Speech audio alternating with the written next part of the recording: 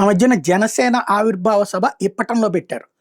ఆ తర్వాత కొన్ని రోజుల తర్వాత అక్కడ రోడ్డు వైడనింగ్‌కి ఆళ్ల రామకృష్ణారెడ్డి ప్రపోజల్‌లో భాగంగా ఆ దుగ్గిరాల ఆ రూట్‌కి వెళ్ళేటటువంటి రోడ్డు వైడనింగ్ కోసమని ఆహ్, అక్కడ ప్రయత్నించారు. ఆ టైంలో ఇళ్ళు చాలామంది అక్కడ సాధారణంగా పల్లెటూళ్ళలోనే కాదు పట్టణాల్లో కూడా ఇంటి ముందు అరుగు పెట్టుకోవడం, ఆ పైన చిన్నపాటి ఇదేసుకోవడం నిదానంగా అలాగా గోడ ముందు దాకా వచ్చేసేటటువంటి అట్లాగా అనేక గోడలు ముందు గట్టున్నాయి.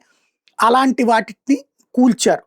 దాంతో ఇది ఇప్పటంలో జనసేన ఆవిర్భావ సభ పెట్టడం వల్లనే కూల్చారు అన్నటువంటి ఆగ్రహంతో ఆనాడు జనసేనాని అక్కడికి వెళ్తుంటే తనని ఆపడం, ఆపినందుకు ప్రతిగా బండి మీదన పైనుంచుని వెళ్ళటం, కూర్చుని వెళ్ళటం, ఎవడాపుతాడో రండని అది కాస్త సంచలనమైంది. ఓ రకంగా జగన్ సర్కార్ మీదన తిరుగుబాటు అన్నటువంటిది సక్సెస్ అయింది.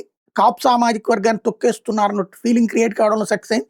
అక్కడ ఎక్కువగా కాపు సామాజిక వర్గం ఉంటారన్నటువంటి పాయింట్ కూడా నడిచింది.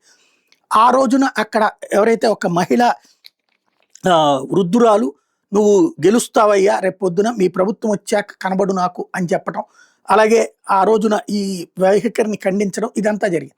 ఆమెని కలవడం కోసం 4 రోజుల నుండి ప్రయత్నించిన ఎప్పటికప్పుడు ఇప్పటం క్యాన్సిల్ అవుతా వచ్చింది. ఇవాళ పవన్ కళ్యాణ్ ఇప్పటంకి బయలుదేరి వెళ్లారు. ఇవాళ కూడా క్యాన్సిల్ అని ముందు ప్రచారం జరిగిన లేదు వెళ్తానని వెళ్లారు. ఆ టైంలో పవన్ కళ్యాణ్ వెళ్ళబోతున్నారంటే నిన్నటి రాత్రి కూడా క్యాన్సిల్ అనే వచ్చింది. ఇవాళ వెళ్తున్నారని ఒక గంట ముందు మాత్రమే సమాచారం వచ్చింది. ఆ గంటలోనే పెద్ద ఎత్తున కార్యకర్తలు ఆ చుట్టుపక్కల గ్రామాల ప్రజలు చేరుకుని ఘన స్వాగతం పలికారు. ఎక్కడికక్కడ పూలు చల్లుతా పవన్ కళ్యాణ్‌ని చాలా గౌరవంగా, ప్రేమగా, అభిమానంగా, ఆప్యాయంగా రిసీవ్ చేసుకున్నారు. వందలాది కాదు వేలాది మందిగా గుమికూడటంతో పవన్ కళ్యాణ్ కాన్వాయ్ నిదానంగా వెళ్లాల్సొచ్చింది. 10 నిమిషాల్లో వెళ్లాల్సిన దానికి దాదాపు గంటన్నర పట్టింది. వాళ్ళందరి సమక్షంలోనే వెళ్ళి ఆ వృద్ధురాలిని పరామర్శించి, ఆ వృద్ధురాలి కుటుంబానికి సాయం చేసి, ఆ పైన ఆమె ఆశీస్సులు తీసుకొని వచ్చారు పవన్ కళ్యాణ్.